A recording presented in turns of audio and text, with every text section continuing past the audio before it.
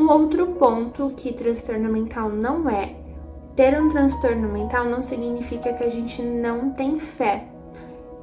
Eu não costumo ver tanto isso em igrejas tradicionais, eu costumo ver mais no meio pentecostal, mas a gente acha que uma pessoa que tem transtorno mental e vai pra igreja vai ser curada. Às vezes a gente até promete isso pra pessoa: você tem depressão, então vamos buscar Deus que Deus vai te curar.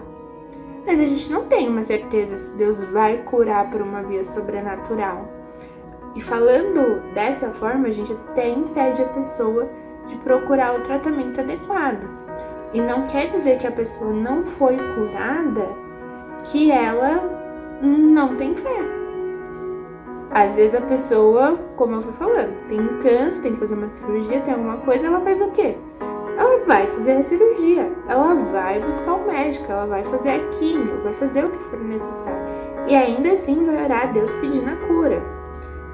Então não é porque eu estou orando que isso me isenta de cumprir com a responsabilidade. Às vezes Deus vai usar formas sobrenaturais para nos curar.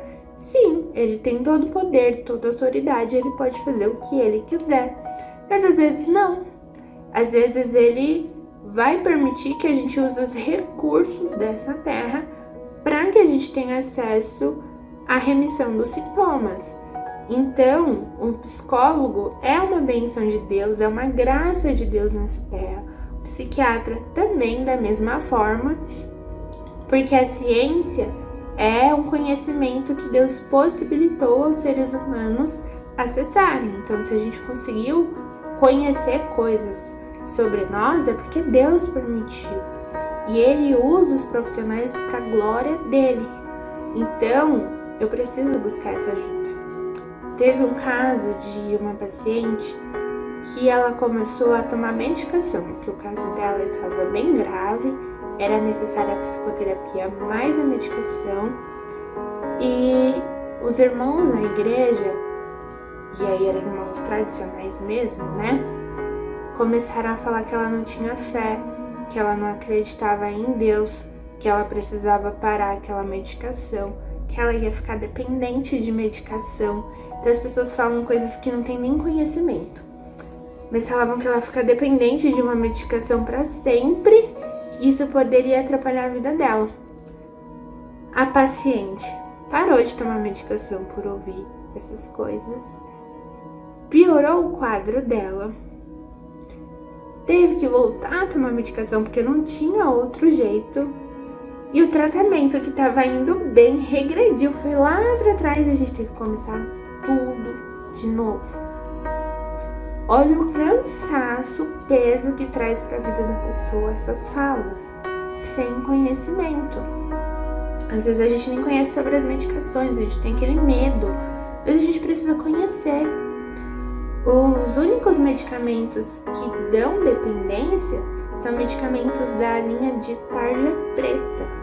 Então, os médicos, né, eles têm uma receita lá que vem com a cor, com a tarja, né, que indica qual é a linha de medicação que vai ser utilizada. Quando vem com a tarja preta, isso significa que a pessoa tem sim chances de desenvolver uma dependência daquela medicação. Mas a gente precisa avaliar os custos-benefícios. Normalmente o medicamento tarja preta vai para pacientes que estão em estado gravíssimo, assim, e que não tem o que fazer, vai ter que tomar. Às vezes a gente é dependente de uma medicação de diabetes para o resto da vida, da insulina, de uma medicação para pressão alta para o resto da vida, e a gente não acha ruim, a gente faz o que precisa ser feito e paciência, né? Não é a coisa mais legal do mundo, mas antes ficar vivo e ficar bem do que ficar sem a medicação.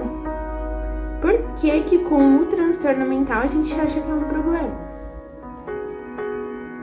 A gente precisa avaliar o custo-benefício. O que que vai ser melhor para a pessoa? Tomar a medicação tarja preta e ficar ok? Ou não tomar e ficar num estado de adoecimento que pode trazer outras consequências? Mas, no geral, as pessoas não chegam à medicação tarja preta. São outros tipos de medicações que são leves, como fluoxetina, tem outras também, são medicações que não causam dependência e que, quando retiradas, a pessoa consegue continuar vivendo tranquilamente, não abre quadro de abstinência nem nada do tipo. E o seu médico e o seu psicólogo são profissionais totalmente capacitados para te orientar em relação à medicação. Se vai causar dependência, senão a gente é super real, a gente fala a verdade, não tem por que esconder também, né? Não faz sentido. E fique tranquilo que é algo que, se você precisar, ou se a pessoa que você está cuidando vai precisar, você vai ter acesso a essas informações. E saiba que o profissional ele está trazendo o que vai ser melhor, vai estar avaliando todos os custos-benefícios e vai trazer orientação.